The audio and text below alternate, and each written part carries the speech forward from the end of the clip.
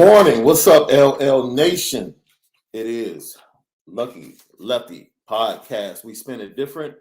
I'm Shaun Davis at SD2 Mics. Of course, you can follow me right there.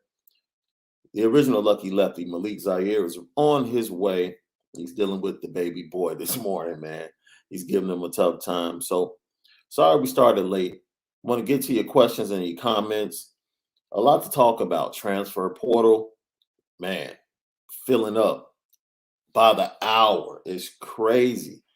Uh, Very interesting comments. We actually talked about it in the previous two episodes. We talked about how Marcus Freeman and with the wide receiver position probably will be looking at the transfer portal rather than going out and signing somebody in the late period in February. And then we're going to talk about Marcus Freeman, his comments. That's why we entitled this episode Stepping Stones, right? This class is the stepping stone to the future of Notre Dame. He talked about his philosophy moving forward and how he wants to be the head recruiter. Interestingly, he said that he has to be the main one, and the players and the prospects and the young men that they're going after and recruiting have to know him very well and have to have a relationship with him. And that's a far departure from the narratives and the things we've heard about the recruiting in the previous 12 years. And not just the previous 12 years, but a lot of head coaches at Notre Dame have taken the CEO approach and pretty much delegated to their staff and put the main responsibility of recruiting that particular position on the assistant coaches. And it's a stepping stone. It's a new day. It's a new day at Notre Dame under Marcus Freeman. So we're going to get to also petty story of the day. I think we'll go to Jacksonville for that, and we'll talk about that a little bit later on. But I want to get directly to your comments and your questions. Thank you. We are presented and featuring Onora Whisky. Go to OnoraWhisky.com and get that premium American whiskey. It is OnoraWhisky.com. Hope everybody had a great signing day. Notre Dame signed 21 players. I don't think they'll be adding anyone else to the class. Right now, we're just really trying to figure out how many early enrollees we'll have. Right now, I think it's sitting at about 5 early enrollees. And we're waiting for a couple of guys to announce whether or not they will be enrolling early on for the spring semester. But overall, what are my thoughts on this class? Depending upon, the publication you're looking at, they're ranked 6, 7, but it's definitely a top 10 class. And it's a missed opportunity. And what I mean by that is this class could have been top 5. I don't think it could have been top 3 because the defensive line haul that Texas A&M has is one of the best I've ever seen in one recruiting cycle. Then Alabama, always. And usual suspects. What did shock me, though, is seeing, and we said this post-game, go look at the post-game show from the Stanford game. And also when we previewed the 2022 schedule, we told you Stanford is going to be one of the most underrated and probably toughest games next year. Stanford had 2 big wins early in the year. They beat USC on the road. They beat Oregon on the road. And they were set to have a really solid season.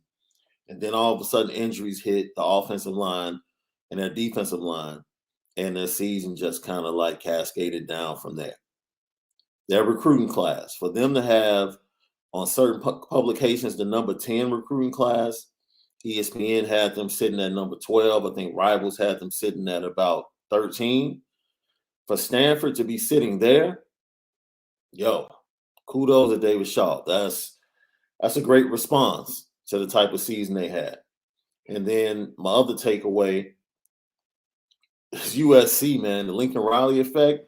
Right now, they're sitting at 79. So they got some work to do. And I think the majority of the kids they're going to sign probably will be in February. Now, this is another thing that stood out. You had Florida, Oregon, USC, and there was one more school. It'll come to my mind. But those 4 schools in particular had a lot of kids that did not sign their letter of intent. They're committed, but they did not sign their letter of intent. And they're going to weigh their options, and sign later on. I think that's very important.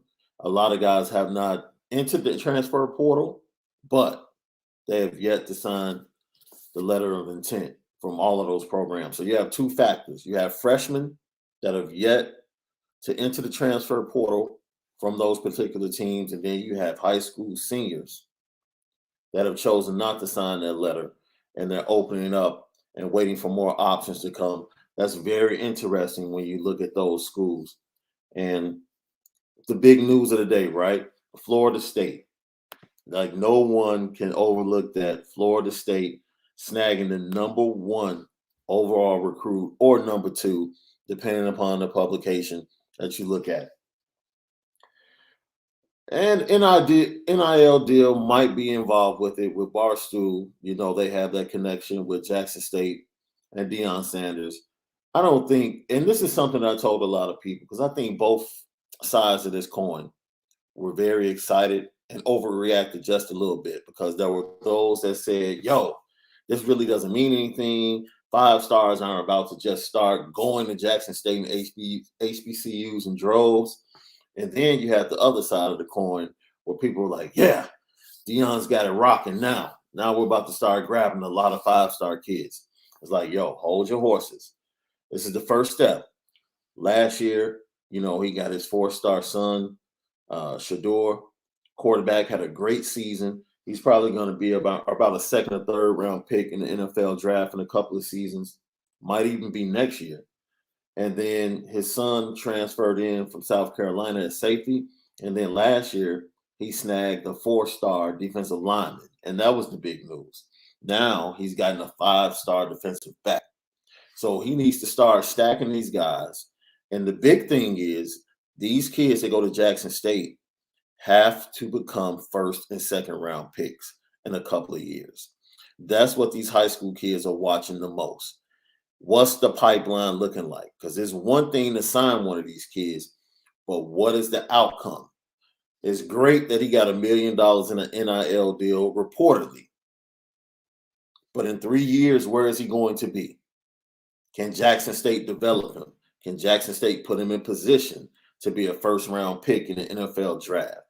That, at the end of the day, will decide whether or not kids feel like, man, we need to take a look at HBCUs and take a harder look at HBCUs down the line. That's the most important thing. So I think the big time effect, or the long-term effect of that decision for the kid to flip from his alma mater, Florida State, and to choose Jackson State, yes, the NIL, I'm sure, was definitely one of the factors. But other than that, the relationship with Deion Sanders, and then moving forward, we have to take a look at the outcome. Can Jackson State retain him, develop him, and get him to what he wants, which is to be a 1st round pick in the NFL draft coming up? So that's definitely something we're going to be watching, and we'll see the retention and the development at Jackson State. We'll see how that plays out. Like I said, his son Shador Sanders more than likely is going to be a 2nd, 3rd round pick in the NFL draft in a couple of years. So shout out to Jackson State, the Tigers, and shout out to Deion Sanders on making history yesterday, in my opinion. Making history yesterday. So let's get to your comments. Christopher Galloway, who to take in the transfer portal? Georgia Tech athlete or Q's receiver? Well, the Syracuse receiver, I believe you're talking about, is Taj Harris. Taj Harris committed to Kentucky. I believe it was late Tuesday night. He committed to Kentucky. And, you know, we just have to wait and see, because some of the big time programs that are preparing for bowl games, there are a lot of kids that are going to be playing in bowl games for big time programs that after the bowl games, they're going to be making a decision of whether or not they want to transfer. So I think Notre Dame, Marcus Freeman was very open and transparent. That's one thing. It's like when Marcus Freeman, you know, when he speaks to you, you might not like what he says, but he's very transparent and he's very honest about what he's thinking and about what's going on with the football program. where sometimes, previous coaches, it was like pulling teeth. They didn't really want to give you the truth, and you had to like decipher what was really being said and what was going on. This press conference yesterday, Marcus Freeman was very upfront. Told you, like, yes, this class is something that we love. Could have been better, yes. But the timing of Brian Kelly stepping away, vetting Marcus Freeman for the days, and getting all the assistants back in to the program, all of that took away from the time that could have kept guys like Devin Moore and CJ Williams in the class. And those are two guys, as we've reported, were already shaky and more than likely wanted to stay home anyway, and really just looked at Notre Dame as kind of like a placeholder. Like, man, I got Notre Dame. Hopefully, these local teams would come around, and they were waiting to see what the coaching changes would be, because I think everybody knew that Florida and USC would be having new coaches halfway through the season. So I just didn't like the way the kids kind of used the Notre Dame brand to like promote this big decision, where in my opinion, the decisions had already been made by both CJ Williams and Devin Moore weeks ago. So then the story of Amorion Walker. He got flipped from Notre Dame, 3-star wide receiver out of the suburbs of New Orleans down there in Louisiana. And, we talked about it, man. I think it was on Monday night. He posted himself in a Kansas State jersey on his Instagram page. And we were just laughing. It's just like, if that's how you want to play this, and you want to flirt with Kansas State, we're Notre Dame, man. We're Notre Dame. If you want to flirt with Kansas State, I don't even think we want you. I really don't. If that's what you want to do the night before, 2 nights before signing day, man, Notre Dame has to do a better job, specifically Dale Alexander. And I talked about this on Irish Breakdown. I really believe that Marcus Freeman has chosen to give Dale Alexander a true assessment over the 15 practices. Assess how he teaches, assess how he coaches, and then assess how he's dealing with the 2023 class. As of right now, Carnell Tate is the number one guy you have to get. You have to get 3 receivers minimum in 2023.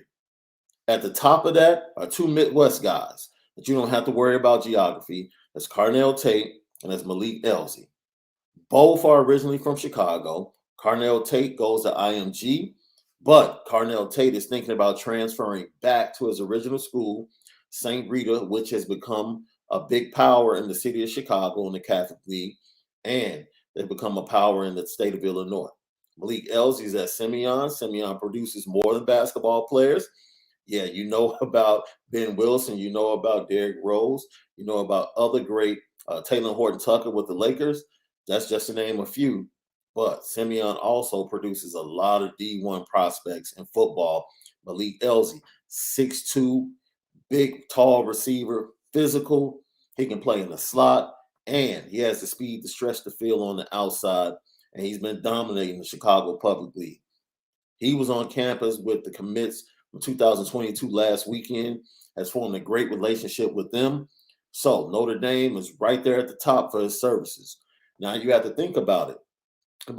This is where Notre Dame, Marcus Freeman, they have to change the narrative and put in the work. Caleb Brown, who signed with Ohio State, has been very open that when it came to Notre Dame, he had no relationship with Brian Kelly. None. If you had watched Irish Breakdown yesterday, you saw Nolan Ziegler, Notre Dame commit that signed with Notre Dame yesterday, said he had no relationship and barely talked to the head coach in his recruiting. So when he signed with Notre Dame, he signed because of the program.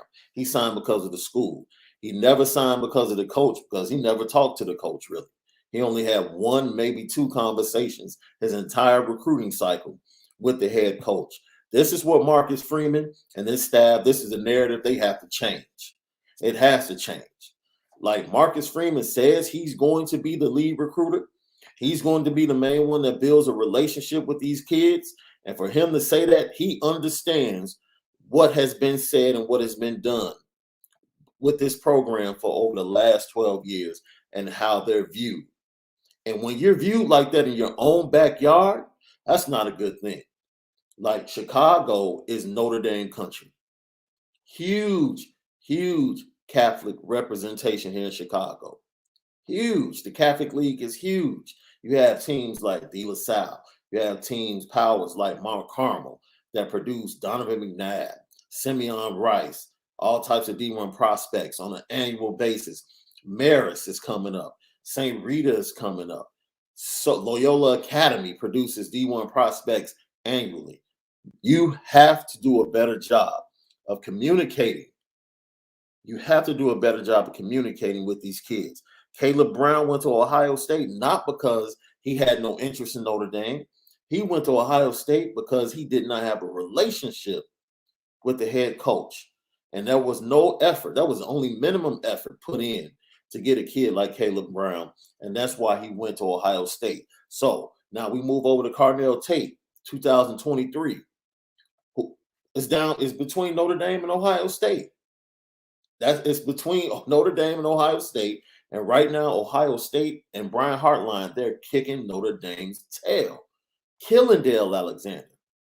And this is why I believe Marcus Freeman is giving Dale Alexander 15 practices and the rest of this month to really see the work that he can do as a recruiter and as a coach.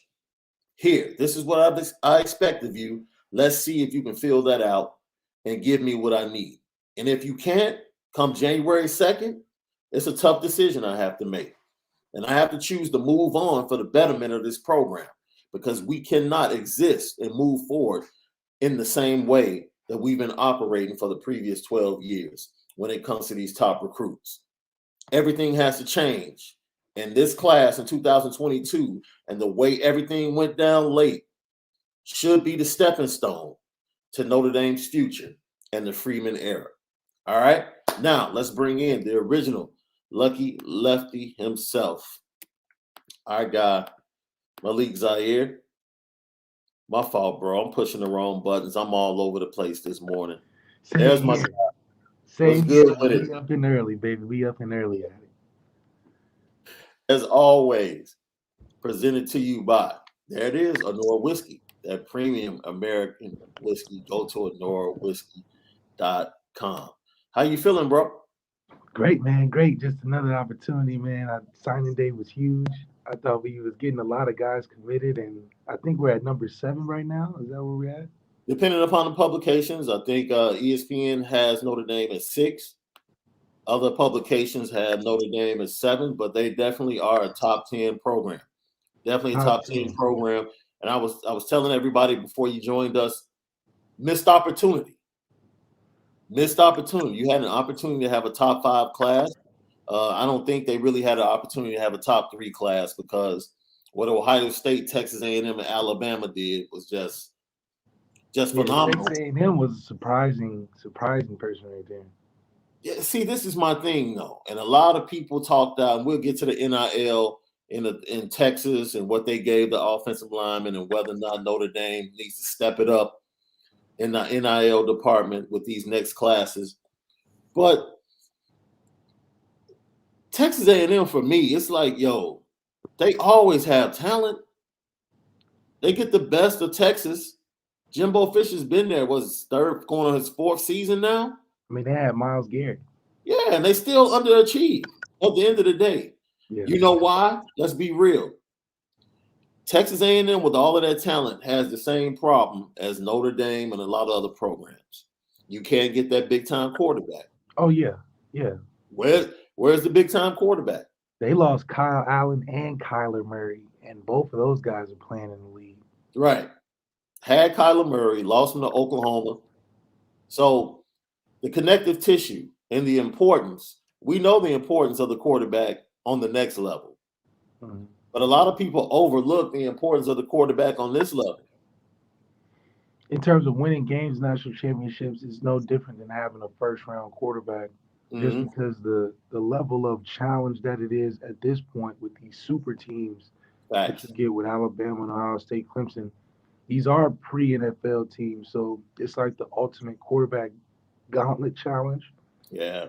You can beat Alabama, you can beat Ohio State. You solidify yourself as a top five quarterback. It's like Ohio State, they get quarterbacks. Alabama, they get quarterbacks. With all the defensive linemen and all the defensive talent and all the beef on the offensive line that Texas A&M got, I'm looking at the quarterback situation like I'm not moved. Yeah, I'm Like not. you can have all these studs that end up in the NFL and still go 8-3, 9-3. You know what I'm saying? And I just don't get it. Jimbo Fisher won when he had Jameis Winston. It just shows you what a quarterback can do, And I'm sure there's comparable talent to that those Florida State teams and the teams that he has now.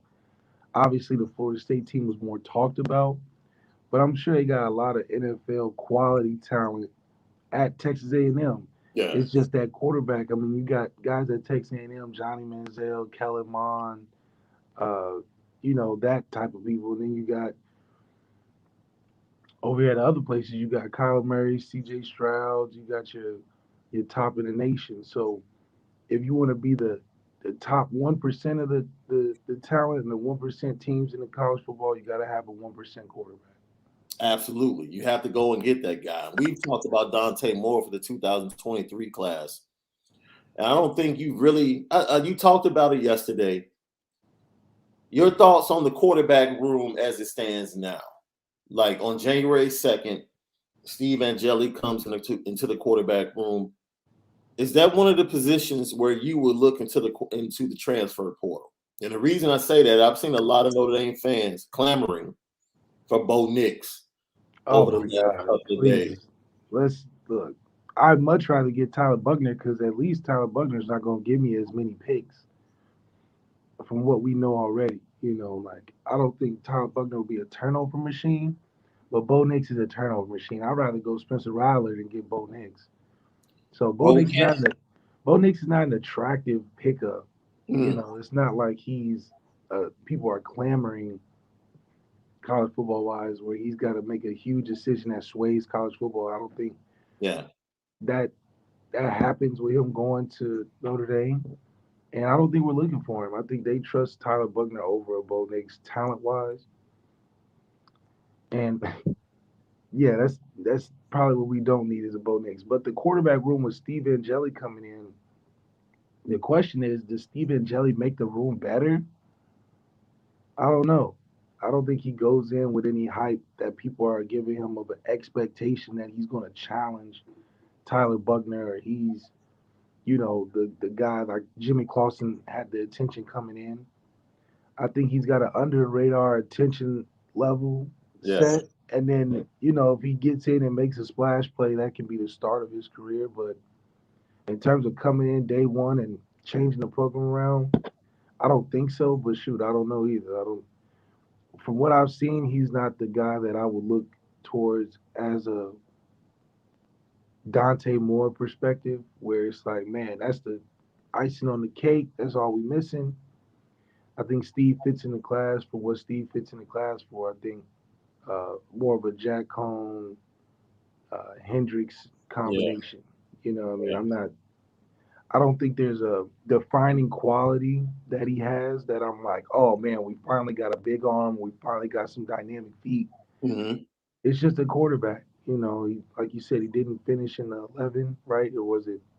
Yeah, I don't think he finished in the Elite 11, but that's just a sign of what we're not going towards, and that's towards a dynamic quarterback. Yeah, you've coached at the Elite 11. Can explain to LL Nation like what really goes on? Because a lot of people hear about guys that don't make it, and how is that laid out? How's the competition put forth, and how they calculate points and all of that stuff? Kind of lay it out so people can understand what really happens at the Elite 11 camp. Well, it's about a week competition, about 5 or 6 days, right? And throughout that whole time, you're being evaluated through the competition of drills. You got 7-on-7. You got on and off the field things. It's sort of like an NFL combine, except it's all quarterbacks. You got all the top coaches in the country that come out. They get the receivers locally, but There's parts of camp where we're doing accuracy challenges. There's parts of camp where we're doing footwork. There's parts of camp where, the whole thing is a competitive based mindset that you're being evaluated every day. So every day, the list of 11 out of the 24 guys that get called to be on the last show, the 11 is what you want to get to.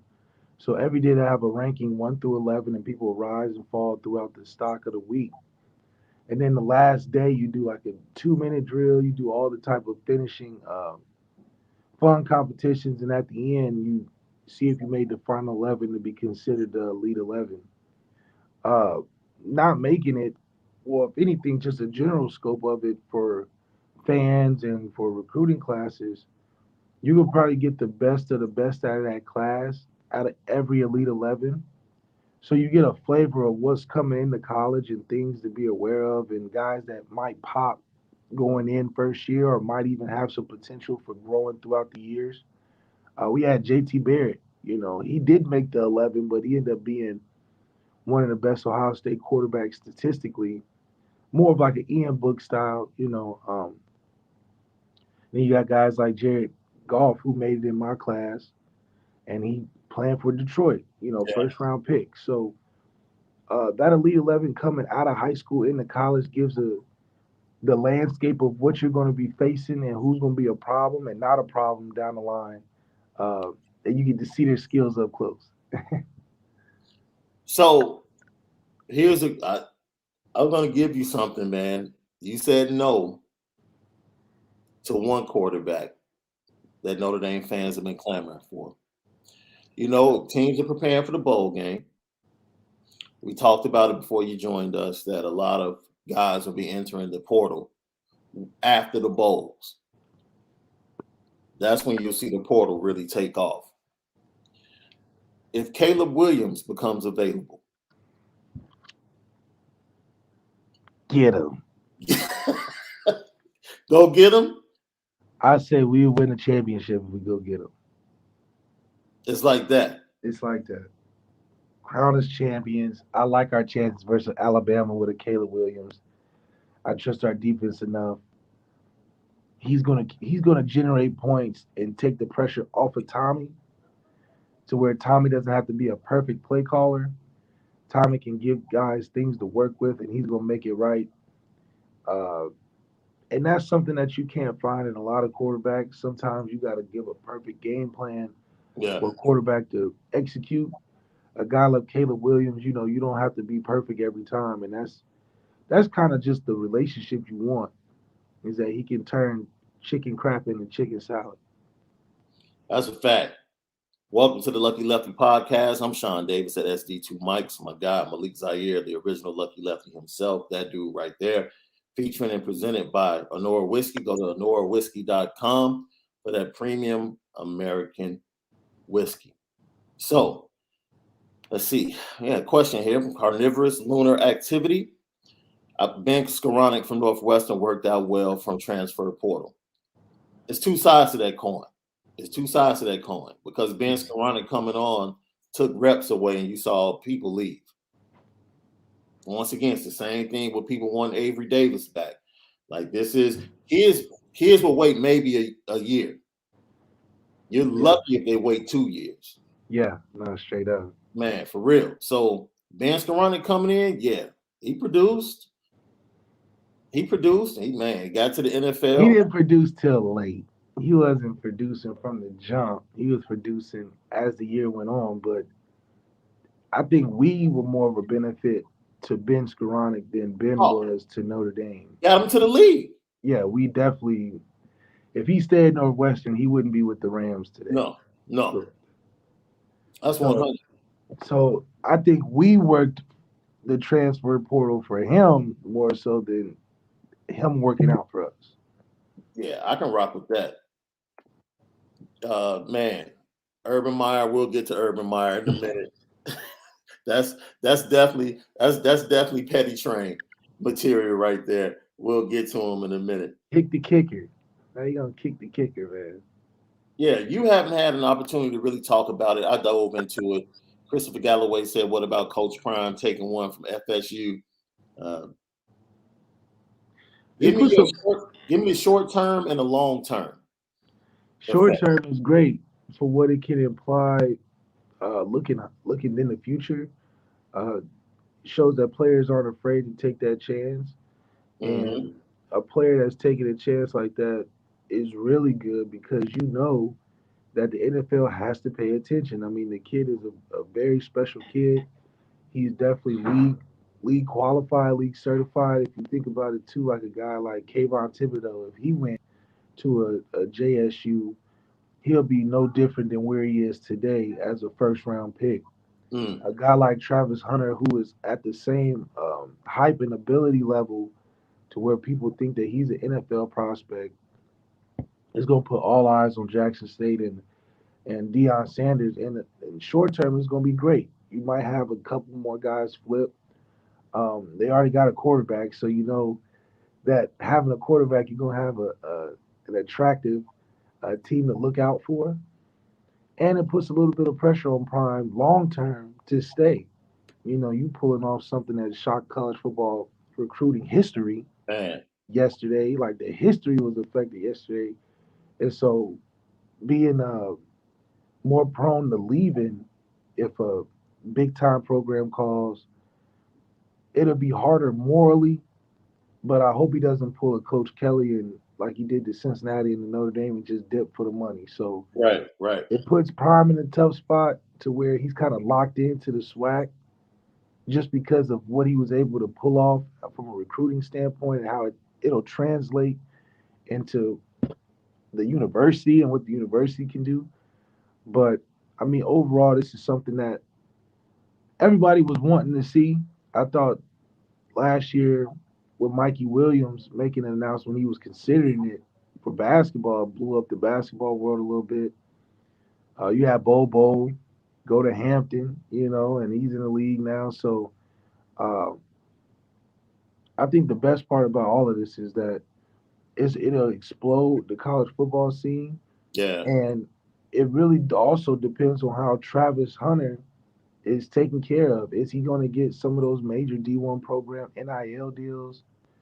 Is he still able to do all the things that a D1 college football player does? So it puts a little pressure on both him and Coach Prime, but his talent mixed with Coach Prime being who he is, I think from a unique standpoint, if you had to find a way to break through Yeah. and break down that barrier of something of shock value to get the attention of guys doing it, this was the perfect storm. I know he probably could told Travis Hunter like, "I'm gonna just coach you one on one," Facts. and that's all he needed. So whoever they had at Florida State as the DB coach, Didn't matter. It just didn't matter. It wasn't oh, like you're not gonna compete with Prime, especially the best to ever be out of Florida State is asking you to go somewhere else and he'll coach you. I mean, those are the type of impacts that you're gonna need to have, like an Eddie George at a TSU, uh, Deion Sanders at Jackson State. Those are the type of hires you need to get the recruiting. And I think that's just a macrocosm of what Marcus Freeman adds to changing the perception for these top prospects to Notre Dame. I think a lot of players look at Marcus Freeman in a similar light to Deion mhm. from an attractive relatability standpoint, to where maybe a Travis Hunter that maybe not a Travis Hunter, but a level of athlete like that could see the perspective of him being a Notre Dame guy change with a Marcus Freeman at the helm, as opposed to Coach Kelly trying to get after the same guy. Hey, bro, I don't think any coach in America had a worse night or a worse signing day than Mike Norvell. Like he lost Travis Hunter, but like the night before, he got a phone call like at 11 o'clock the night before signing day, and his offensive coordinator told him he was leaving to go to Oregon. This is before. This is literally before midnight, like midnight signing day, an hour before the official clock strikes midnight in this signing day. This offensive coordinator says, "Yeah, I'm gonna go ahead and take the same position at Oregon." And I think it's crazy too because, you know, there's a lot of shock that happens on a signing day. But they also, Florida State did pick up the best tackle in the country out of Fort Lauderdale, uh, from St. Thomas Aquinas. I got a chance to work with this guy at overtime. Great prospect, and they still was able to pick him up. I think he's just a hometown kid. He wanted to stay home, Yeah. but it just shows that you got to have a personality to fit the school that you're coaching at. Mike Norvell is not a fitting personality for Florida State. I think everybody at Florida State knew that before he got there. It's kind of fitting a square peg into a circle hole. Yeah. And it's the same effect for a guy like Coach Kelly. Personality, does he fit with LSU? So far, from what we've seen in terms of the moves made, it doesn't look right. It may work, but it doesn't look right. Yeah, I agree with that. Not only did he lose Travis Hunter, but then he lost Devon Mortimer, who flipped to Louisville. He's a 4-star offensive lineman. And you had Julian Arnella, who money Yeah, that's felt what I'm like, talking about. Julian Arnella, who committed. yeah, but he hasn't signed yet. He said Mm. he's going to wait until February, but he still says he's going to sign with Florida State. On top of that, Ty West, who was a heavy lean to Florida State, he woke up and decided to go to Tennessee yesterday. And then they had a 4-star pass rusher and Najala Kelly. Man, he chose Miami yesterday. Decommitted, chose Miami same day. And Marvin Jones Jr., who is legacy. His dad was an All-American at Florida State. He said no and chose Georgia. Mm. All of this happened on signing day. Dude, that may be enough to make Mike Norvell resign, bro. Could that happen? Could he Dude, step down because the recruiting was so bad? when you lose 5 4-stars, It's a rough day. yeah, and Notre Dame fans were upset about 2 4-stars and like a 3-star. Notre Dame, we've never been a flavorful recruiting vibe. Where we got the Say that. flashy. Explain that. Explain that from inside the program. Explain that. So inside the program, as a guy on the team, I was never like super excited about recruiting classes coming in because it was never somebody that I heard of before. Like for instance, even Deshaun. When Deshaun came in, it was me, Tommy, and Hendrix. And when Deshaun came in, I'll never forget Deshaun had committed. And he put out this long statement, the I don't care statements about not nobody calling him for interviews because he wants to spend time with them. I'm like, boy, you ain't get selected to be the president or nothing. Nobody care about that. So I just remember that process and how it was just like, we just was thinking these kids are so excited over something that they don't even know what they're getting into.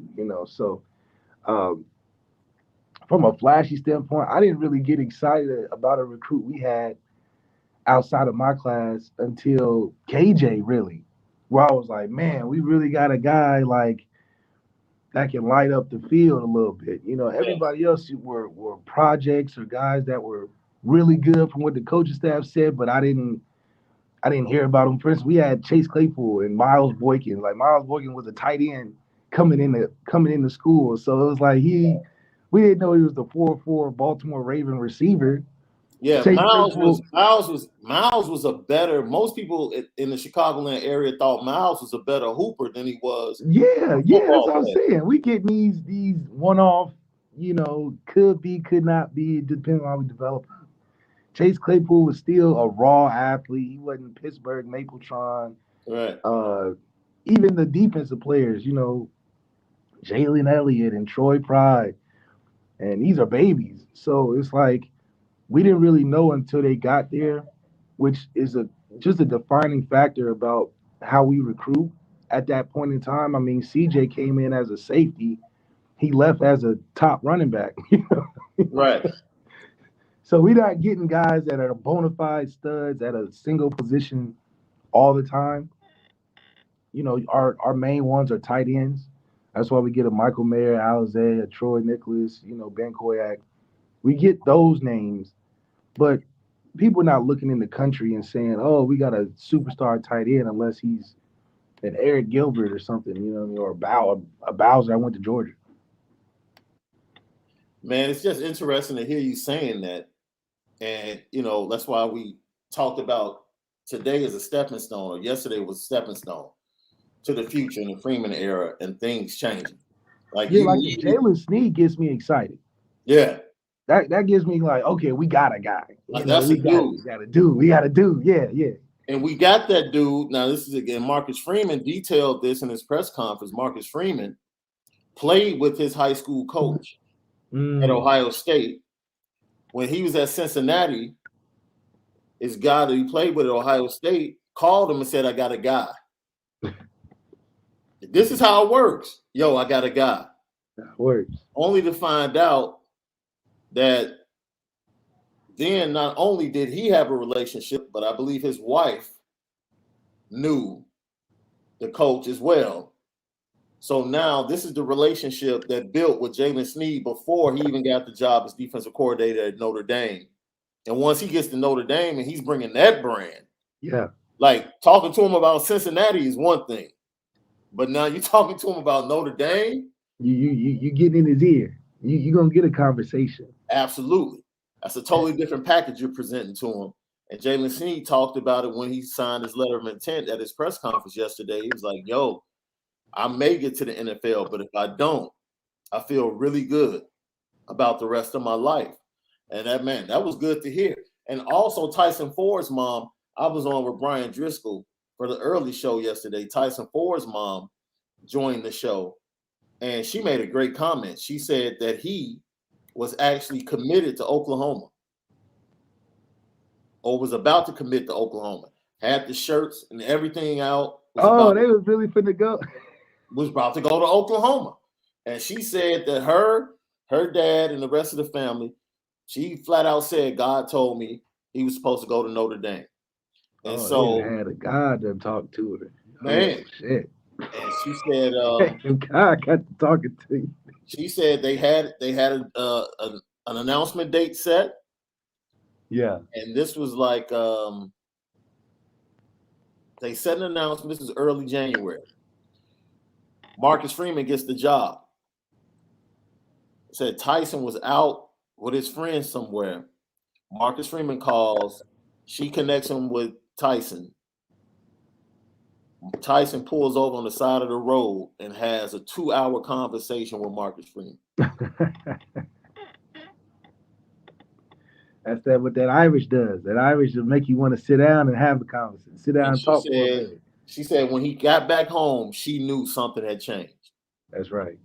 And that's Marcus Freeman from Dayton, man. We get to you give us that one-on-one time. We're gonna make it happen, Captain. Bro, that's that relationship that you have to have. You have to be able to build those relationships with these young men as a head coach. And if you're not good in that area, your program can't get to that elite level. But this is where Tommy has to step up and earn that money that he got as a bonus as well, because Marcus Freeman can do that with a Jalen Sneed because they can relate. Yeah. But Tommy Reese wasn't calling no CJ Williams every day. Tommy Reese not calling Dante Moore as much as I feel like he probably should, because that's not who Tommy is. Tommy's got more of the, what we doing, and I want to pick my guys specifically, da-da-da-da. But if Tommy's pulling out Steve Angeli's all the time, I'm not feeling too confident that he's putting in the recruiting effort that he's putting in on the offensive play caller side. Because those conversations make the difference in recruiting. Marcus Freeman understands that. And all he needed was the leverage of a better school to get kids in that Notre Dame boat. Yeah. Tommy's already, he was a recruit himself. He went to Notre Dame. He had his journey. But what I want to see him get better at is the personability, or even get a quarterback coach. If you want to be the OC and focus on plays, that's fine. Yeah. But get you a quarterback coach that's just a recruiter. Right. Flat out. Because it's a hefty job with all the things you got going on as an OC. But let you hire a quarterback coach. That way they can do all the flying and recruiting and selling, and you focus on your main job of calling them plays. And I think that would suit better for Tommy than for Tommy to be worrying about calling these potential recruits. Especially you need focus when you're trying to land a Cade Klubenek or Dante, or Yeah. you need some special attention where you get a Marcus Freeman type of call every Wednesday at after school, because that nowadays that's important because nobody's talking about how many years Dabo spent on talking to DJ. Yeah. Now we know DJ's not turning out exactly how he would have thought yet. Yeah. Yeah. Yeah. Yeah. But Dabo Swinney was very, very close with DJ through high school, close with his dad through high school. And this was DJ fighting all the other schools at the time. I mean, DJ was a top recruit. So Mhm. Dabo had that sealed down before his senior year. You see what I'm saying? Like, Mhm. that's a relationship that was established by the head coach. Now, Marcus Freeman being a defensive coach, I feel like it adds a different effect for a quarterback. But Tommy Reese being a quarterback and being more hands on, specifically in the recruitment of these 5-star quarterbacks, Yeah. that's going to be the difference in what he needs to be better at. You know, if we want to get a relationship built to where we can flip guys like a Travis Hunter, like some of these other guys out here that are top prospects. Yeah.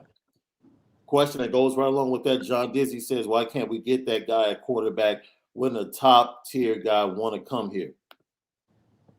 Well, we've had top tier guys come here, but they weren't top tier when they got here. We had a Gunnar Kiel. He was the number one quarterback in high school. He was number one, and left before he even really got to even start for real. So we get number ones, but they happen to not be the number ones, like a Caleb Williams, like a Kyler Murray. So for us, I think just bona fide knock out the park studs like a Cade Klubenek, like a Jameis Winston type.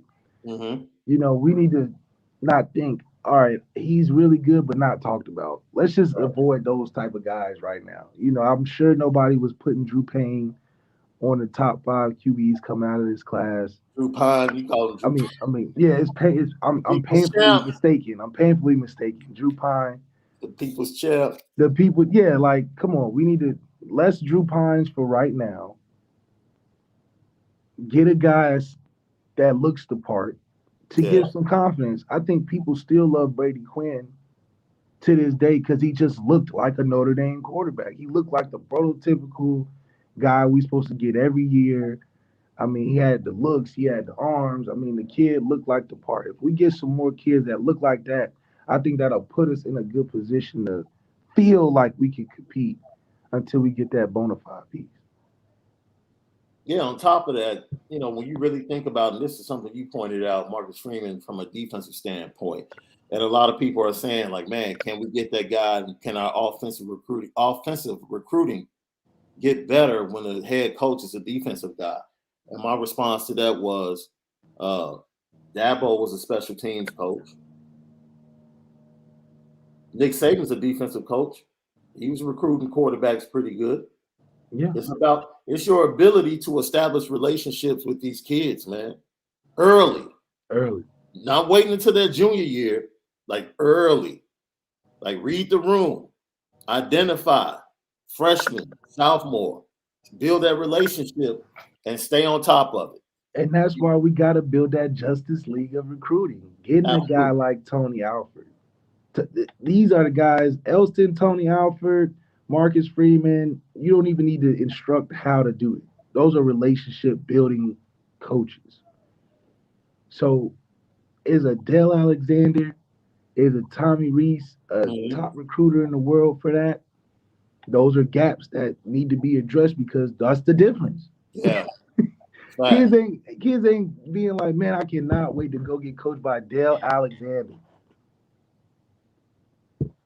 They like, man, Notre Dame's a great place. They got a great program, but every day being under Dale, maybe I think a big change in recruiting. Let Yeah, Bayless talk to some of these kids. yeah, let let Bayless talk because Bayless is really a program definer as well. When he got in there, in 2017 season, 2017, I believe. Yeah. the team was different. Now, were we still missing some pieces? Yeah, but the team looked like we can compete on an every week schedule. We had less injuries. It's so funny you say that because I have talked to players from the 2012 team, and they tell me about how when they walked out in the tunnel, getting ready to walk on the field, and they saw Alabama come out the locker room, Oh yeah, they were like, "Yo, but you know who also was like that? Michigan State was big like that. really?" Yeah, Michigan State. Man, I'll never forget. I went out there. I thought we was playing Georgia or something. They was. I'm looking at them like Michigan State really, really kind of big for real. So they was surprisingly big. But yeah, That's Alabama surprising looked. to hear. That's Mark D'Antoni when he Yeah, first that's got Mark there, D'Antoni's year. We changed had things some big around. Yeah, suckers out there. But yeah, like when we played, even Ohio State at that time. But I mean, they had all the NFL guys. But yeah. the size difference, man, it was very noticeable. So I can only imagine what an Alabama looks like. Remember they played USC a couple years ago Man, on at that the first game of the year, yeah. AT&T. You would have thought it was Alabama varsity versus USC junior varsity. I mean, it was no way on a size level. It was two different teams out there. Oh, it was. It definitely was. And Jermaine Blakely, interesting comment. He said HBCUs need to fund their education. Not every school is Howard or Morehouse. Everybody knows besides Jerry Tiller's offense, the spread offense that dominated college football, came from the SWAC. Well, the honest, if you research the history of the forward pass, we know who gets the credit for the forward pass. But that coach actually stole it from a coach in the South. I'll leave it at that. Go do your research. So do your So, research. That's your yeah, go do your researchable research. topic. So offense and going back to Grambling. Look, we know the history of HBCUs and the ability to produce talent. National Football League Hall of Fame is full of the Pro Football Hall of Fame is full of guys from HBCUs, Yeah. especially those that filled the NFL in the 70s and 80s. No, But 100%. let's not sleep on what HBCUs produce from a corporate standpoint and an entrepreneurial standpoint. Like don't sleep on that. Yeah, y'all acting like Especially in the the kids South. that go there aren't intuitive enough or creative enough without this mythical educational program that you want them to have. These kids are already smart. And it's They like just had a HBCUs need to fund their education. Most of them are private institutions. They're not state institutions that get the support of the federal government and state government. So I to would say say they need to fund their education is before education, you need to fix them dorms, you need to fix all of that that. cafeteria, you need All to, of the administration. yeah, fix campus life. Forget the school is gonna be the school. Fix Can I them get a bullshit return call when I have a question and my daughter wants to go there? Can I just get a call back? Yeah, they don't even be professional on the callbacks. You getting the You know, voicemail, you getting the voice box hasn't been set up yet. and that's not a slight. That just points out the difference in funding and staffing. Yeah, so it's deeper than just they need to teach them geometry a year earlier or Yeah, something. and I don't, funding I and don't. education, like, dude, they've been going up to Capitol Hill trying to get funding for the last 5 years, and the Well, government turns their back on them. yeah, well, everything else breaks down. And they You still know, survive, and they still produce, you know, great individuals on and off the field at a high rate. So it is what it is, man. Do what you have to do with less resources. That's life for majority of people in this country. yeah, That's life. ain't nothing on this planet equal. Ain't nothing on this planet the same or fair. So like I said, I think education is not the number one thing needed to be fixed at HBCUs. I think the environment and culture and update of the Man. campus needs to happen. Like, they need to do what they do for football schools, and have a couple hot tubs in there, and show a couple player lounges, and maybe need to show that around HBCU campuses to bring more of a feel there. Man, look, let me tell you something. And a lot of people might not understand this. You can go to any football campus on a Saturday, the South, tailgate, Notre Dame, tailgate, atmosphere, game day, you ain't did nothing until you go on the Howard homecoming. Yeah. People Nothing. all over the world go to the homecoming. Nothing. They ain't even go to the school. If you haven't been to a Howard homecoming, you haven't lived. Haven't lived. Take your boy at his word. I'm That's trying right. to tell you. I don't care what tailgate you've been to, what stadium you've been to, there's nothing better than a full weekend in DC for a Howard homecoming. Yeah, absolutely. Now, Absolutely. let's see. Michael Johnson says JSU and FSU are on two different slopes. JSU is pointing up, FSU is pointing down. You know what? For me, Miami and FSU lost a little bit of that swag when they joined the ACC. That's just I my think opinion. so. When they were independent, like Notre Dame, everything was different. Like once, and of course, for financial reasons, especially to support other sports, that was the right move to make. 100%. But the football Especially program, basketball. yeah, the football program for both schools lost a little bit of swag to me once they joined the ACC. Yeah, it just didn't have the same effect Yeah. oh, okay, I gotta turn these guys on. Cause you see them playing Virginia, you see them I think Miami playing went to the Big East first. They went to the Big East. yeah. So Miami isn't playing the teams that the 2000s grew up on, where they're playing in Nebraska when Nebraska was really good, when they're playing these top teams. So scheduling matters. I think for some recruits, if they're not going to Alabama of the worlds, they want to go somewhere where they're going to be playing the Alabamas of the worlds, and get a chance to be on that front stage. Yeah. I think it's the same reason why I don't think we should join the conference. I think we would lose the mysticism to Notre Dame. We wouldn't be an attractive. We would be less attractive as a pool because people would start thinking, "Oh, you guys are in the middle of the Midwest." Right. Right. Now we're relegated to geography. Yeah. Now rather we can than only being a recruit. national brand. Yeah. Now we can only recruit in a certain area. When you think Notre Dame non-conference, you can pull a lot of people with that. Yeah. I mean, should we pulling people from other countries? You know what I mean? I don't think we're getting some of our German or Canadian players if we were in a Big Ten conference. Here we got a question from Q Kibbs 97. Malik, who is your favorite quarterback in the class? I'm assuming the 2023 class. Oh yeah, it's definitely Dante.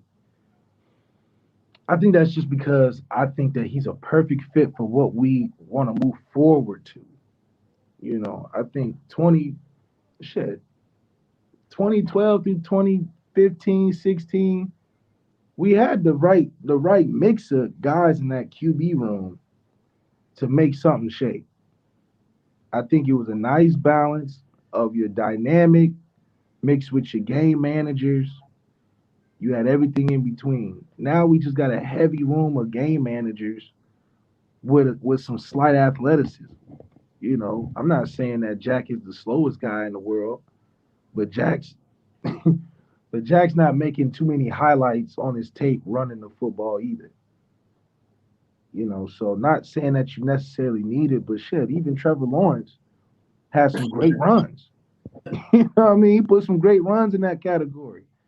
I don't think I've seen Ian run past 30, 40 yards. He had a nice, I don't think I've seen that. He just got out the pocket, just made the defense pay. Yeah. Stiff armed the guy. So it's never been something like that. Not that I think it makes a difference, but maybe some people don't.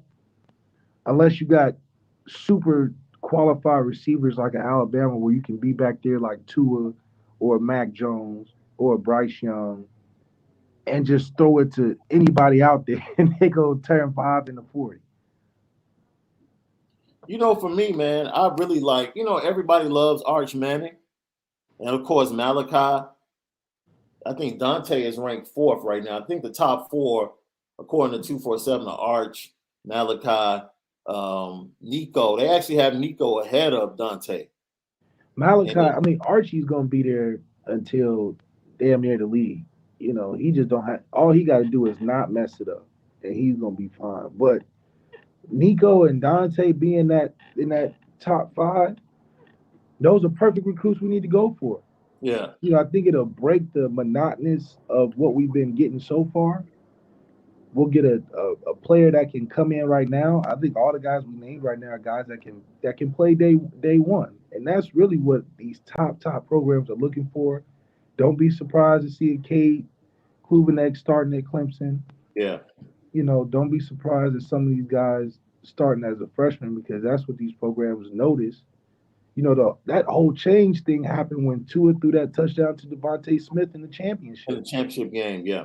That changed college football right there. Now everybody's like, "Oh, I need a freshman." That's why Kelly Bryant, once Kelly Bryant saw that on TV, he should have went into the transfer portal that moment because there's nothing he could have did. They took him out when he was doing good. Yeah. Yeah. That's So true. so it just showed the writing on the wall that the younger guys that are really good and can play day one are better to put out there. That's why I said Tyler needs to be out there because he will be in a much better shape going into next year than where he is right now. I feel like he feels like he can do it. He just doesn't know it yet because he hasn't seen it enough.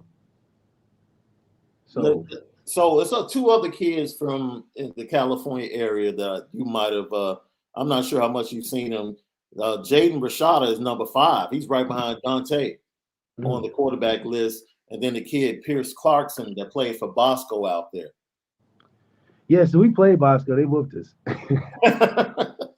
But you know, Bosco got those teams. Bosco, Modern Day, those teams are like prep teams. You know, you playing neighborhood kids with a team from all over the country, all over the state.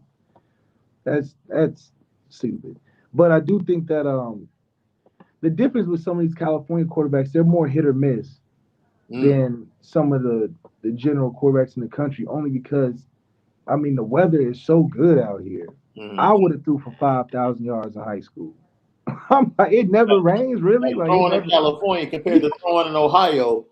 Yeah, I had some pretty good numbers in high school, but man, the numbers I would have put out here are ridiculous because it's just too perfect of conditions. So getting a quarterback to go anywhere east, you just don't know. You don't know how he's going to react to the cold. You don't know how he's going to be in some of these windy conditions because it can get windy in there. So I think having a guy that's more area fit like a Dante that has been experienced in that can help. Do I see Tyler Buckner in the dead of cold against BYU throwing for over 200 yards? It'll be hard for me to see because I don't think Tyler has ever played in something below 50 degrees. Yeah. And we're not talking about below 50 in Cali. We're talking about below 50 in South Bend. That's a whole nother below 50. Yeah. And I know that's, you know, he's good enough to overcome that, but that's a factor. You look at Ohio State this year, you can tell Ohio State has become an international recruited team or a nationally recruiting team because them boys look cold. That was the first time I ever seen Ohio State look cold. And they out there every day. Against Michigan, yeah. Yeah, they was like, oh, I'm not hitting that. I'm from Florida. Well, but half the teams, I think they had 20 players that literally had the flu all week. Yeah, you getting them guys that got that thin blood out there in them hot weather states. They like, man, the winter is like this. And that's why C.J. Stroud said what he said the week of the Heisman Trophy presentation. Yeah, C.J. Stroud wasn't throwing the ball great. And guess where he from? Rancho Cucamonga from Day Day Country. Yeah. So C.J. Stroud was like, yo, any other day we would have killed them. Yeah, of course. But that's the problem. Why, you know, you can't have those type of days. You know, Ohio State looked like USC tackling when they come to South Bend against Michigan.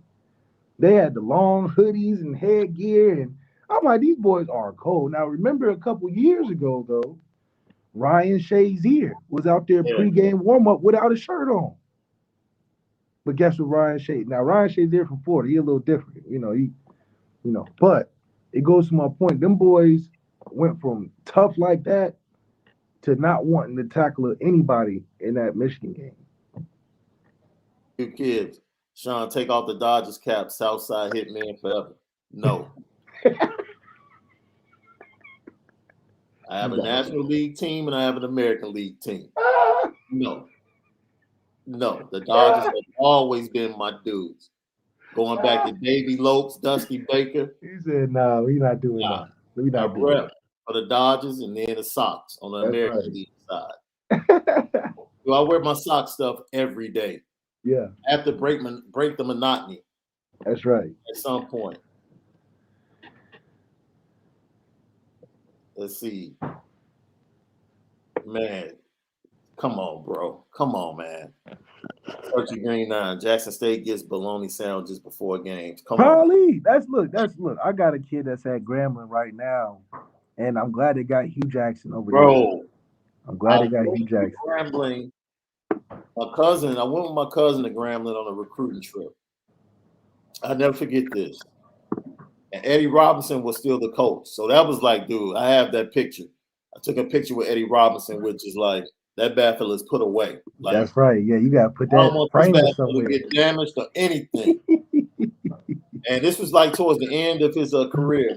And I'll never forget, they were like, we're going to the athletic building. And I pulled up, and it was kind of like just a store and a strip mall, dude. And I was like, yo, this is the athletic building? Yeah, nah, This is the athletic office? And I was like, yo, this I got a kid. crazy. I got a kid that want to leave so bad. It was 2 shootings on campus in his first year there. He like, man, I got to get up out of here. But I love Hugh Jackson as a coach. You know, I'm not.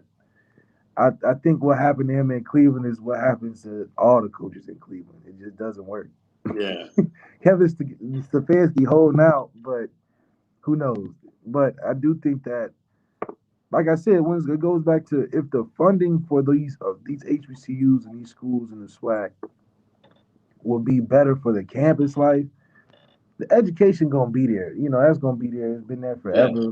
That's not gonna change anytime soon. But what can change is if you make that cafeteria better, you make them dorms get some heating and air in that thing, update the thing a little bit. Then I feel like the attraction for players will come because you see all these top schools doing it. They'll put a player slide randomly in the middle of the building just because the player like to do it. You know.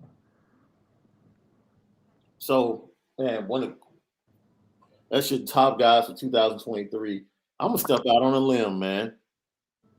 I've watched film. When I watch Arch Manning, I just don't see it. Like, yeah, I don't see it either. But I mean, I know the name, but it's like he would actually fit. He would fit Tommy more than he would fit. LSU or Texas LSU, yeah, like. But I don't see any special qualities. They gonna hype him up and act like he can run super fast and he can throw it far, but he don't have. He got like Steve Angeli type qualities. Man, it's like you're good, but you know, like for instance, Ian is really, really, really good. But you know what? I will say this: I expect him to know the game. Yeah. Now that, from a Manning standpoint, like knowing the game, I think he'll transition to college football really well. He'll be like but the game has changed. He'll be like the USC quarterback, Tom Marinovich. He'll have a he won't be like not play like, but he'll have the knowledge of where he'll start freshman year and probably put up some really good numbers because he just know how to play. Right. Now, is he going to shock the world and Patrick Mahomes or Lamar Jackson to death or make great plays like Deshaun Watson? The ones he does make, they're going to blow it up. So just be prepared for Sports Center to take everything he does like LeBron in basketball and make it seem like it's the first time ever. You got both brothers commentating games live on ESPN, so you know the attention is coming. Yeah. Lee Marie, Indy has a recruiting coordinator. Beef up that staff and pull coaches for the big pitches. Tell them the plan, bro. Remind them of the plan of what you said yesterday, what Notre Dame's about to do. Notre Dame is going to be a stronghold for the Midwest. We're going to beef it up with some hometown guys that buy in. And through that, it's going to attract people outside the Midwest, players that want to come because one, they're gonna see us become a stronger culture, and two, we're gonna be really good when it matters. And I think that's what the next steps we need to take anyway. So in terms of recruiting these West Coast kids and these Florida kids, that's gonna come and we're gonna see that develop through spring. We're gonna see how Dell Alexander does, Lance Taylor does, the offense put together. Yeah. And I'm confident that Coach Freeman is gonna make adjustments necessary before that first game because he's gonna have to. You don't want to go into that first game being like, I knew we should have got rid of Dale. I knew we should have did this. Yeah. At least get rid of the obvious stuff or handle those situations before that first game. And I believe he'll do that, and then we'll move on from there. Yeah, you have to move on. You have to move on from that. And it was very interesting when he was asked yesterday about being the lead recruiter for every prospect, not just one, for every prospect. He said, I think one, your staff will follow the leader, right? Straight up. If I'm the hardest working, I hope we're all hard working. But if I'm the most aggressive in trying to form relationships with these recruits, I hope I set an example for the rest of the staff that this is how we're going to do things. That's right. That's it. That's it. That's it. And I think that's why he's giving Dale Alexander an honest evaluation under the atmosphere that he's created, rather than Dale being under an atmosphere that's more laid back. Like he just said, if the leader is laid back, then the rest of the staff more than likely is. And if you're not fitting that leader's energy, then it's not a thing of us not liking you. You just not fitting into where we're going. Right. So, he'll examine Dale over the 15 days, the 15 practices, and Dale has to be recruiting right now because 2023 kids, they're ready to start signing and commit. I mean, not signing, but committing early as well. Taking visits, all that. All of that. So let's see. I got Eugene Williams. Bruh, I lived on 3rd Street and you in front of Slow Hall in the HU. See, the HU neighborhood is totally different. Totally different than when I was visiting. It's totally like night and day. Gentrified. Yeah, it's totally gentrified. Everybody's chill. There was no walking your dog back when I was visiting Howard back in the day. Now everybody's walking their dogs. Everything's nice. You can jog around the campus. None of that. It wasn't like that before. No, not at all. And the homecoming was still slapping.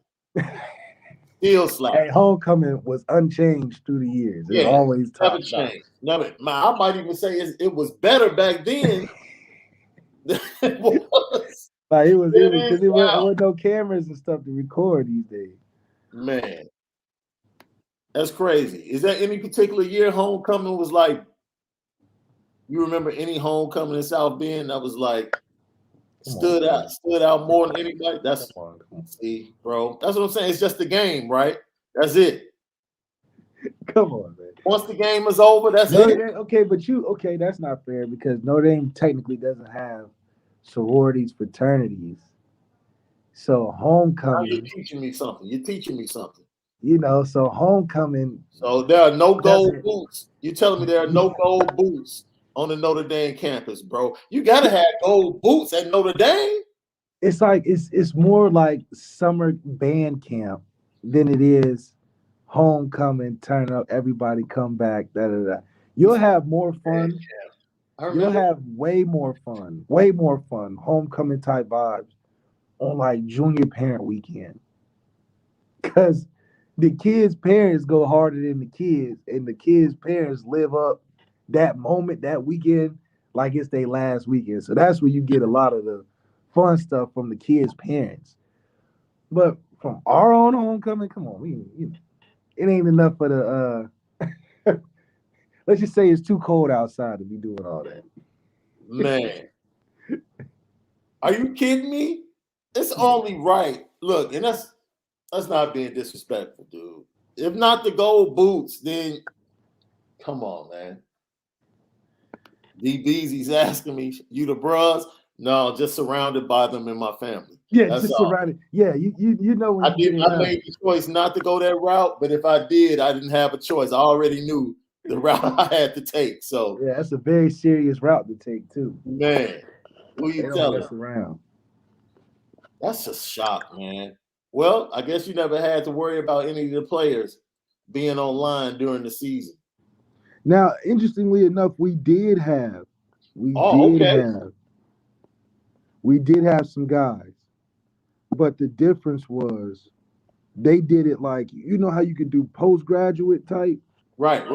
That was more the feel. It wasn't like you get through the rituals and all the same. It was like you fill out the paperwork, you get processed, and then Right.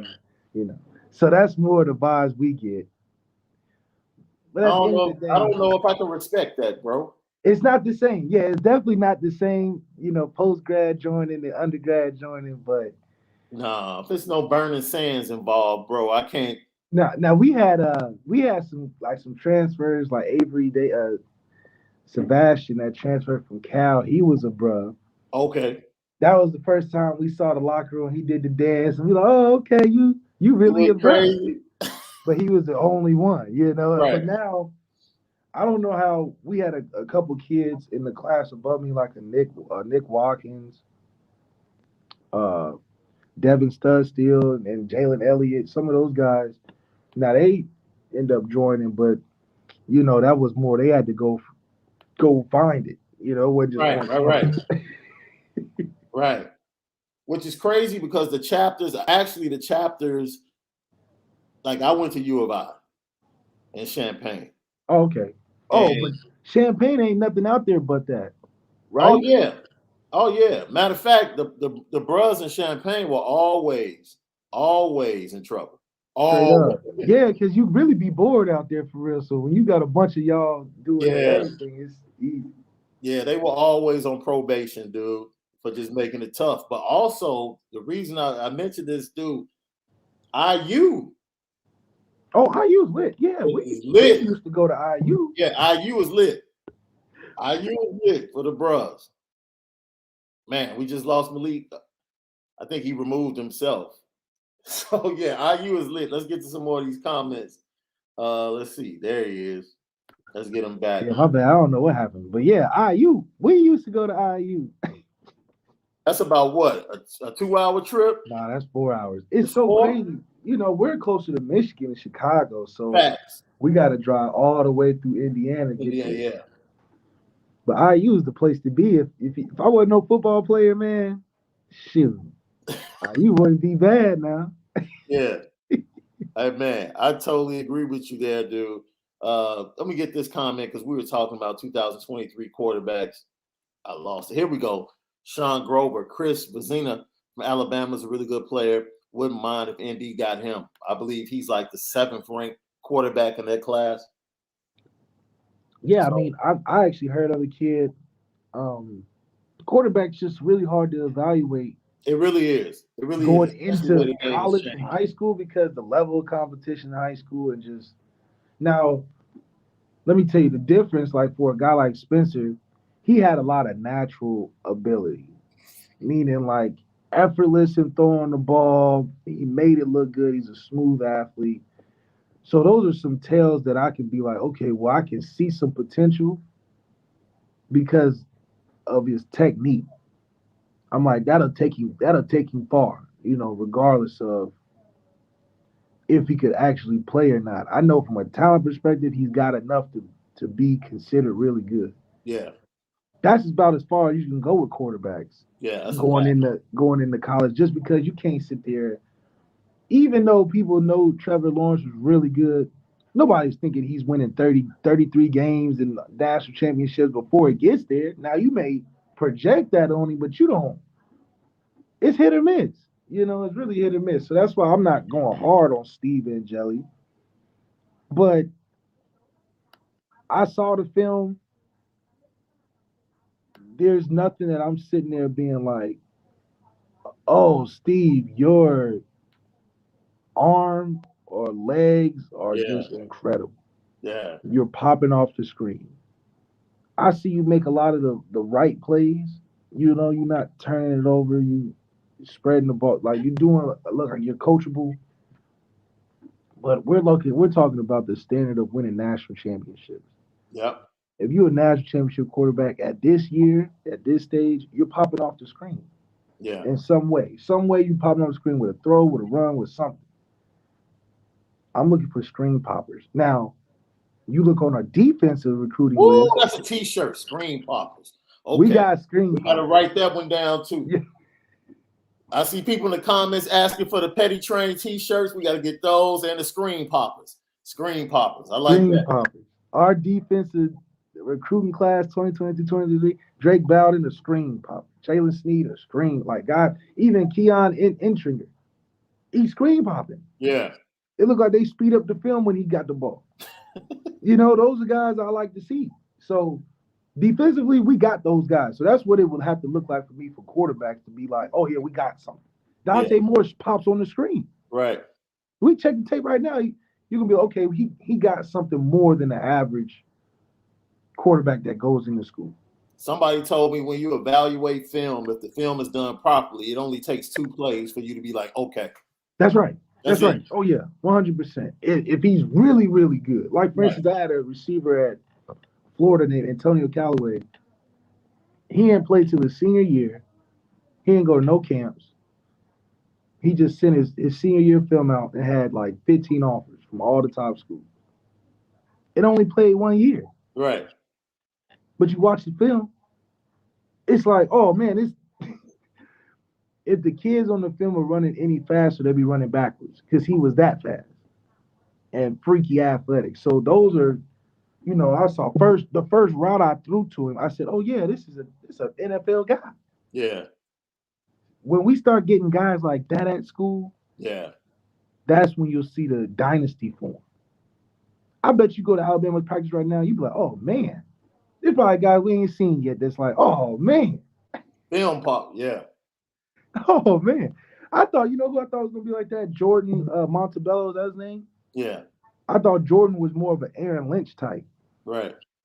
Now I think he got something happened in the beginning. We didn't see him early. Yeah. But I think with a fresh year under Marcus Freeman, he might pop for it. Yeah. Jordan like Patello, yeah. Type. Yeah. You know what time it is, bro.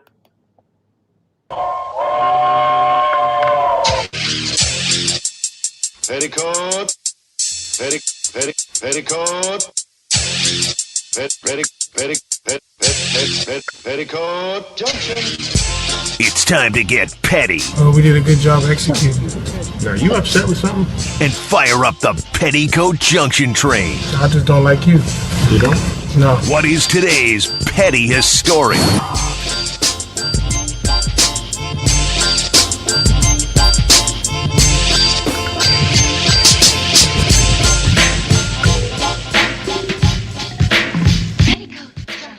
Petty Junction, each and every day, right here. We give you the pettiest story of the day. So Notre Dame, they lost to Morion Walker. He flipped to Michigan, right? Right? So Michigan tweets out, we got a lucky charm in wide receiver of Morion Walker. Trying to troll Notre Dame. Damn. Yeah, right. You took our scraps. For real. You took our scraps.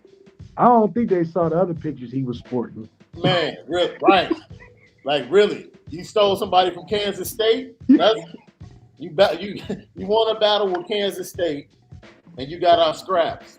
Michigan just seems like the guy that's so excited to get with the girl that we already done with. It's like, always. Man, we already broke up with her like 2 years ago. You excited because she finally looked your way? Oh, man, we ain't worried about you, man.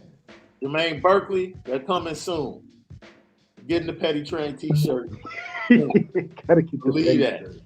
So, yeah, we definitely have to throw University of Michigan on the Petty Train. Oh, yeah. Next up on the Petty Train. Man, Shaun was at the owners' meeting. And this Josh Lambo story broke. That cat Shaun took the PJ home. Yeah.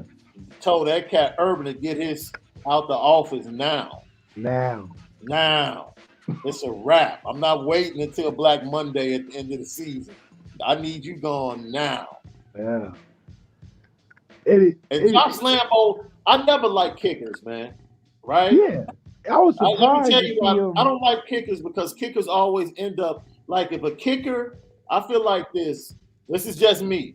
If a kicker is like a captain on your team, I can't respect your team, bro.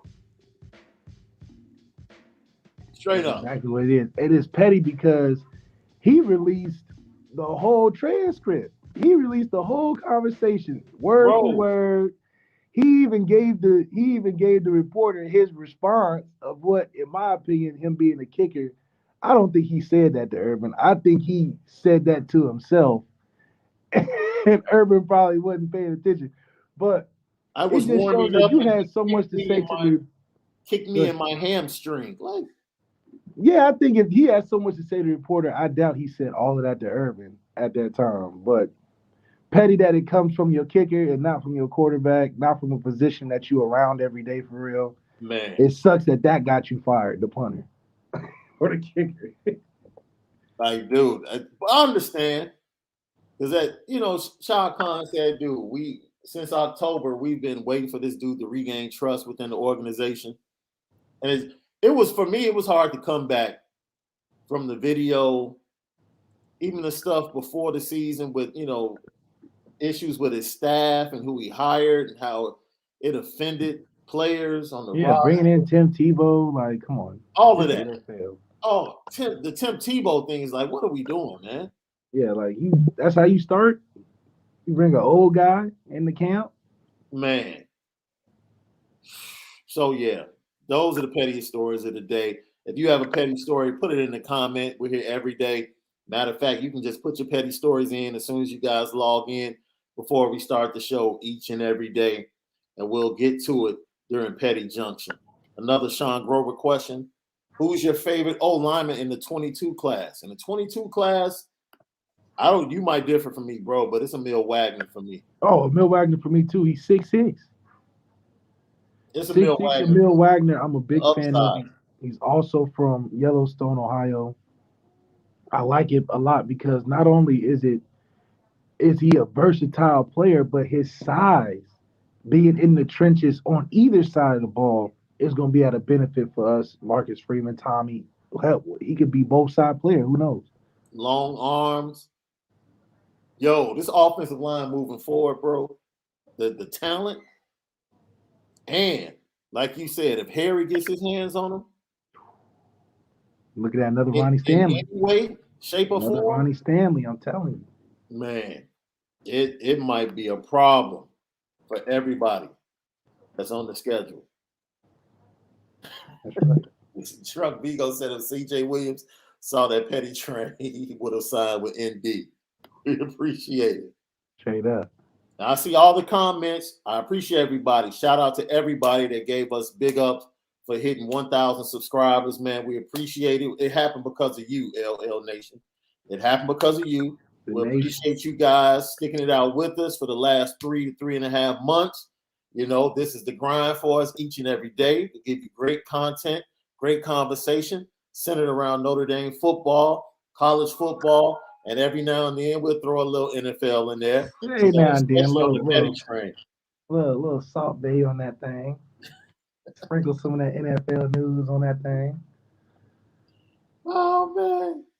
So let's see. I want to make sure I get everything. They're here talking about the favorite. Look, from a family standpoint, I had to rock with the Bros, right? From a family standpoint, I had no choice but to rock with the Bros. No choice. But if it were left up to me, being honest and keeping a thou, I would probably be strolling with a cane. I'm talking about 18-year-old me. Really? Definitely probably would have been strolling with a cane. Damn. Yeah, but the influence in the family was just like, the shoulders would have been real smooth now. You would have had a real problem on your hands with that. And I got along. It's funny because I got along with Deltas better than any other sorority on campus. Yeah. I was cool with more Deltas than anything. A few AKAs, but more Deltas. Hey, Deltas are just more homegirls. AKAs is like, they ain't gonna try to give you no time of day until you gotta do the most. Yeah, hey, I can see that. It's got Eugene. What? Shimmy Shaun. Shimmy Shaun, that would have been the name. They already know the name would have came out. Let's see. Omar Austin, do you think Urban Meyer would get another college job? That's the safest bet for him. That's the safest bet for him. Yeah, he probably will. D Beezy. Oh, hold on, D Beezy. You rock. You in the triangle? That's you? I mean, no, I'm trying. I'm wrong, dude. Yeah, that is it. Yeah. Straight up. Oh, D Beezy. Okay. She throwing up the triangle. I didn't know that. You have to give her a shout out when we get to South Bend for one of the games, bro. Straight up. You don't have to. Irish Hammer 54. That's where we're at in sports. The kicker gets a coach fired. That's all we're talking about. A kicker. Look, man, I had this argument with a couple of guys. Robbie Gold was not only the player representative, but a captain for the Bears. And the day he became the captain, I was like, this team is headed down. Yeah. I was like, anytime your kicker is standing up before you and he's the voice of the team, that's a problem. And that just shows that it feels like Urban Meyer didn't have a real plan going into the season on anything of a. It didn't feel like he went in there prepared. I think he went on there on his laurels. Yeah. He felt like he was a Florida guy. It would just work out, and unfortunately, it didn't. And I think a lot of it too is that sometimes there's not a lot of personalities that fit in college that can fit in the NFL. And him and Saban are two of the peas in the pod from that standpoint. They like the control of the program. Yeah. And you just can't do that with guys that are getting paid more than you. Yeah, just closing things out with some more news from the transfer portal. Your guy, Malik, Eli Ricks, has made a decision. He's gone from LSU, and he committed to Alabama on yesterday. So interestingly enough, I was trying to get him to go to Notre Dame yesterday. I was talking to him yesterday, matter of fact.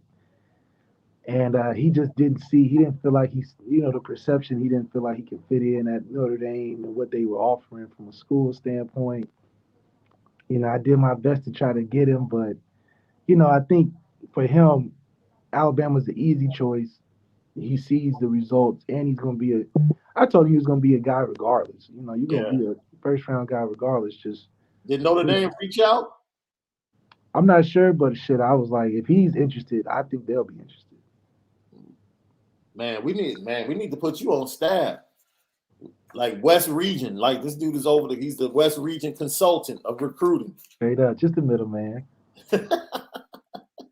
Just getting a finder speed every now and then. Get you a nice little duffel with LV on it. Straight up. To walk in the room with. I'll be the duffel man. Search of Green 9 says, in that sense, Pete Carroll's a better coach than Saban and Meyer. In college? I mean, that's debatable. He's definitely. I think Carroll got lucky because he got a Russell Wilson and a Legion of Boom. No. We're talking about college though. At USC. Reggie Bush. Yeah, but that dude recruiting was put like this. Pete Carroll knows how to put a staff together. That'd be Lincoln Riley. Lincoln Riley's the refurbished Pete Carroll. Yeah. Because he'll be able to take over the area like Pete Carroll did. You said he's the refurbished Pete Carroll. Because USC been having a lot of poor man's. Poor man Pete Carrolls. Carroll cheated. Tell me a successful coach that doesn't. Especially college coaches. College coaches are the worst ones. They're way worse. They all cheat. But the best college coaches are the worst cheaters. Right. That's why it's a joke when news breaks like the Reggie Bush thing. When that stuff breaks, like college players are laughing at it like that's the story y'all brought out. That's the one y'all or big ass joke when Dabo Sweeney's talking about education's not at the forefront anymore of college football. Yeah, he's mad about that NIL. We can close the show with that, right? Like Texas gave all of its offensive line commits. I think it was like 50,000 in NIL. Good for them. they still stink. It was like, yeah, like that don't listen. Money don't make you a better player. like if you giving 50,000 to a bad offensive lineman, that's on you. That's on you. You wasting money. You But wasted big money. it is a good attractive piece. And I think teams that can't compete with that will find ways to complain about it, you know. Man, look, the way I look at it, Notre Dame is in prime position to go at this NIL situation in a very unique way. I mean, Right. the media side is already different. The media side is already different. You saw the difference in how they presented their signees on yesterday and everybody else. You know, Alabama's at a point where they don't have to do that. I mean, they've poured almost $1 billion into their facilities, and they have their own show out of the barbershop. Yeah, they keep everything in house. They like, look, Yeah. y'all gonna see us in a couple weeks. Don't even worry about it. So that's their side of the media. yeah. You know, they don't have to do the whole social media thing. Notre Dame, They want to be a little more hip. We're getting off of that, you know. When you've been dating a girl for so long, when you get back into the dating scene, it's evolved. So we're just trying to do some speed dating. We're trying to find out our swag again, go back out a little bit, step out and venture into this new prospect recruiting world. right. Now, see, I'm learning something new, right? Because I'm not of that world. I'm close to it. DB says, Shaun, is all good until you have to pay those taxes. I know it's an app fee early on, but I didn't know you had to pay. You pay dues annually too, huh? I didn't know that. Mm. I know the app fee. I know back in the day the app fee was hitting for like $1,200, Mm. and I was like, oh man, I don't know if I can pay that. Mm-mm. Not to take a paddle. No, straight up, not take a paddle with you. Let's see.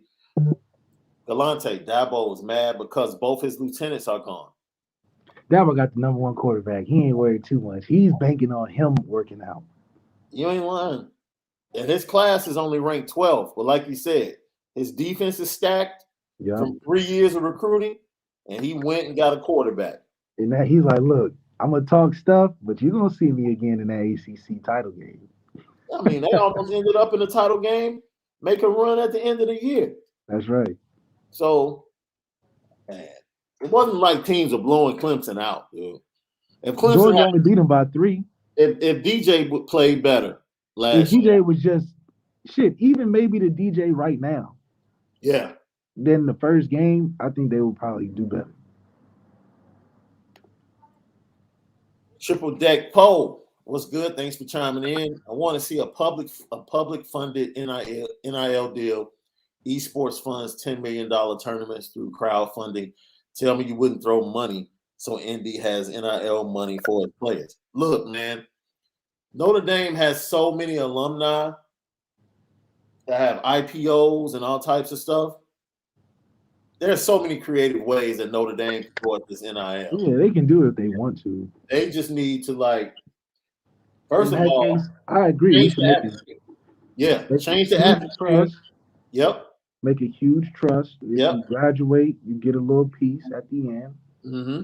Or if you, whatever, you can find ways to, because Notre Dame, like Texas, we got a lot of money.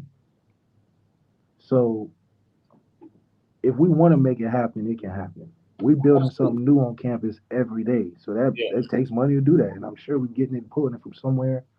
But in terms of what Texas is doing as a precedent, we could do that too. Shit, if anything, our linemen deserve it. Facts. Except our guy, K. Madden. You know, you can't transfer and get it. Right. You gotta transfer and earn it and then get it. Yeah, you would have to set those parameters. Like, right. You have to be a signee, original signee, rather than a transfer. Straight up. Yeah. I think, man, Joe Montana's like IPO. He has an IPO that made close to $1 billion this year, if I'm not mistaken. You know, that's Joe Montana.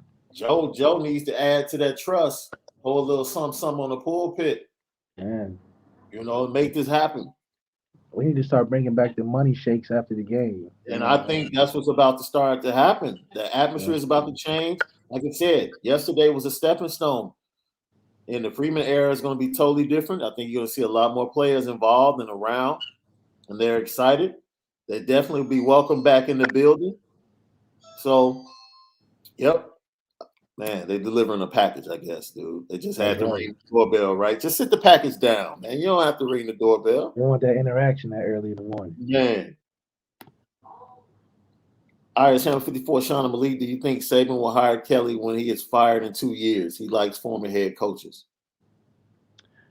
Man, Coach Kelly been doing this a long time, man. It's a gangster in the game, an OG. He gonna figure out something. It may not look good now, but it gets greater later with a BK.